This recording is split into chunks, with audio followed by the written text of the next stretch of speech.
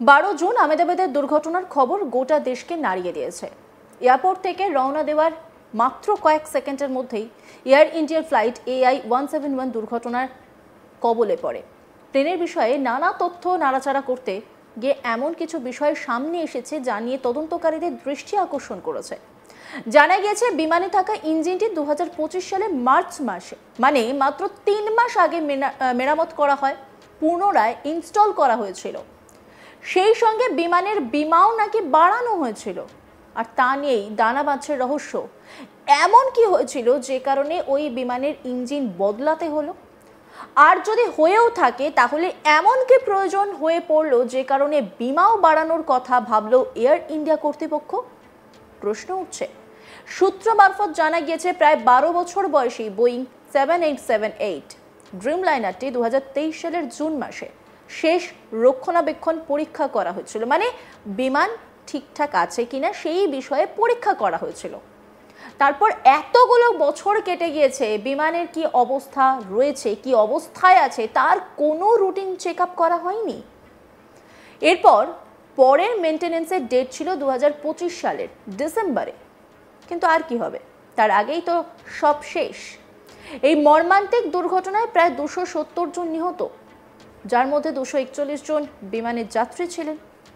বিমানে থাকা একমাত্র একজন ব্রিটিশ নাগরিক যিনি কিনা প্রাণে বেঁচে গেছেন। এই বিমান দুর্ঘটনাটি 1 দশকেরও বেশি সময়ের মধ্যে ভারতের সবচেয়ে ভয়াবহ বিমান দুর্ঘটনা। ঘটনার দিন বিমানটি মেঘানীনগরের একটি মেডিকেল হস্টেলে আছড়ে পড়ে, আর তারপরেই দাউ দাউ করে গোটা বিমানে আগুন লেগে যায়। সেই সঙ্গে ওই মেডিকেল হস্টেলটিও পুড়ে ছাই হয়ে যায়। এই দুর্ঘটনার পর তদন্তকারীরা ইনভেস্টিগেশনে নেমে জানতে পারেন ভারতীয় বিমান চলাচলের ইতিহাসে যত দুর্ঘটনা ঘটেছে তার মধ্যে সবচেয়ে বড় বিমা ক্লেমিংয়ের মধ্যে একটি।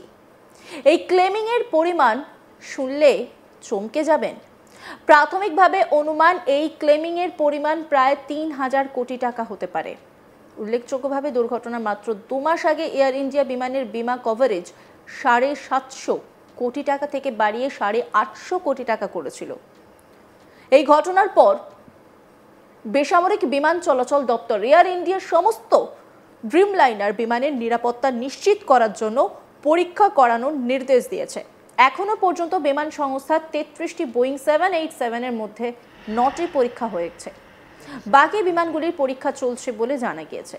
এয়ার ইন্ডিয়ার পক্ষ থেকে জানানো হয়েছে যে এই পরীক্ষা নিরীক্ষার ফলে অপারেশন বিলম্ব হতে পারে, বিশেষ করে দীর্ঘ দূরত্বের রুটে রাতের কারফিউর সম্মুখীন হচ্ছে। বিমান সংস্থাটি প্রতিটি নিহত ব্যক্তির পরিবার এবং জীবিতদের জন্য 25 লক্ষ টাকা ক্ষতিপূরণ ঘোষণা করেছে। মূল কোম্পানি টাটা সন্সের পক্ষ থেকে আগেই 1 কোটি টাকার ক্ষতিপূরণ ঘোষণা করা হয়েছিল। গুজরাটের আহমেদাবাদ বিমানবন্দরের কাছে বড়সড় বিমান দুর্ঘটনা নাড়িয়ে দিয়েছে গোটা দেশকে। এয়ারপোর্টের কাছে মেঘানীনগরে এয়ার ইন্ডিয়ার যাত্রীবাহী AI-171 বিমান ভেঙে পড়ে মেডিকেল কলেজ হাসপাতালের হস্টেলে। এরপরে বিমানের টেকনিক্যাল ফল্ট নিয়ে নানা বিষয় সামনে আসছে। গত কয়েক বছর ধরেই বোয়িং 787-8 ড্রিমলাইনার নিরাপত্তা নিয়ে প্রশ্ন উঠেছে। বোয়িংয়ের প্রাক্তন ইঞ্জিনিয়ার স্যাম সেলহেপুর ড্রিমলাইনার 787 প্লেনের তৈরির পদ্ধতি নিয়ে বিস্ফোরক অভিযোগ করেন। তার দাবি, অ্যাসেম্বলিংয়ে ত্রুটির কারণে বোয়িং 787-8 ড্রিমলাইনার প্লেনে একেবারেই সেফ নয়। এই সমস্যার সমাধান না হলে মাঝ আকাশে প্লেন ভেঙে পড়ার সম্ভাবনা প্রবল। বোয়িং এখনো পর্যন্ত তার তৈরি পদ্ধতির ত্রুটিগুলি সমাধান করতে পারেনি, যার ফলে এই দুর্ঘটনা ঘটেছে।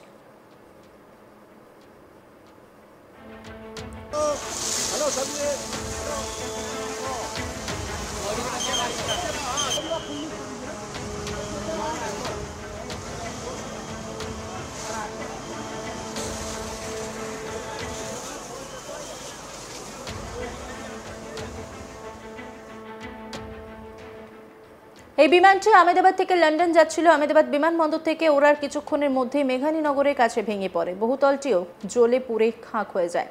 কি কারণে এত বড় দুর্ঘটনা তার কারণ নিশ্চিত করা যায়নি। বিমানের ব্ল্যাক বক্স খতিয়ে দেখা হচ্ছে। দুর্ঘটনাস্থলে বিএসএফ এবং এনডিআরএফ এর দল পাঠানো হয়। 12 জুন দুপুর 1:38 আহমেদাবাদ এয়ার ইন্ডিয়ার AI-171 বিমানটি ভয়ঙ্কর দুর্ঘটনার কবলে পড়ে। কিছু বুঝে ওঠার আগেই চোখের পলকেই ভস্মীভূত হয়ে যান 241 জন যাত্রী। ছোট্ট একটি যান্ত্রিক ত্রুটি, যারকে কনফিগারেশন এরর বলা হয়, সেটি কিভাবে এত বড় দুর্ঘটনার জন্য দায়ী? অথচ বিমানটির দুই পাইলট, ক্যাপ্টেন সুমিত সাভারওয়াল এবং ফার্স্ট অফিসার ক্লাইভ কুন্দর, দুজনেই যথেষ্ট অভিজ্ঞ ছিলেন। পরিষ্কার ছিল আকাশও, তাপমাত্রাও ছিল উড়ানের অনুকূল। প্রাথমিক প্রতিবেদন অনুসারে বিমানটিতে 230 জন যাত্রী এবং 12 জন ক্রু সদস্য ছিলেন, যার মধ্যে 53 জন ব্রিটিশ নাগরিক, 169 জন ভারতীয়, 7 জন পর্তুগিজ, 1 জন কানাডিয়ান এবং 11 জন বাচ্চা ছিল। তবে সকলের মধ্যে 11A-তে বসে থাকা রমেশ দুর্ঘটনা থেকে বেঁচে যান, তবে তার বুকে, চোখে, পায়ে আঘাত লাগে বলে জানা যায়। শুক্রবার আহমেদাবাদের বিমান দুর্ঘটনাস্থলে পৌঁছে যান প্রধানমন্ত্রী নরেন্দ্র মোদী।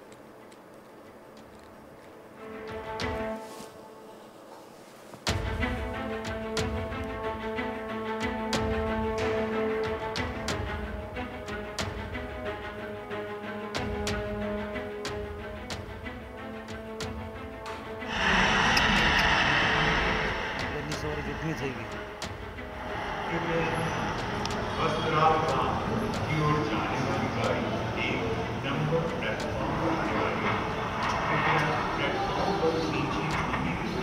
पूरा ही गया हूँ यहाँ कोई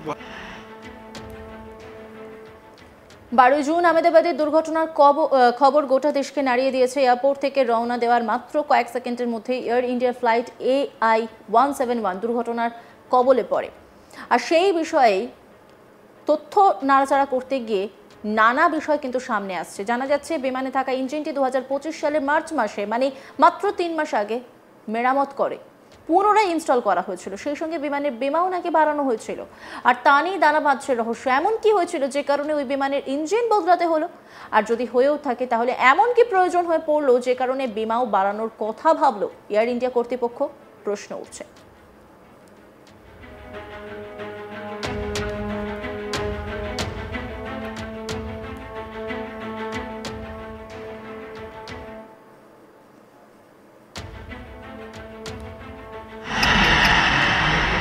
પહેલી સવારે જોખમી થઈ ગઈ.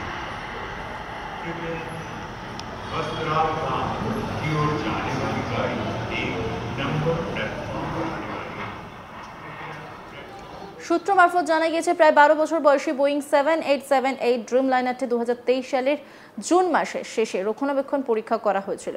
মানে বিমান ঠিকঠাক আছে কিনা সেই বিষয়ে পরীক্ষা করা হয়েছিল। তারপরে এতগুলো বছর কেটে গিয়েছে, বিমান কি অবস্থায় আছে তা কোনো চেক করা হয়নি। এরপরে মেনটেনেন্সের ডেট ছিল 2025 সালের ডিসেম্বরে। কিন্তু আর কি হবে? তার আগেই তো সবটা শেষ।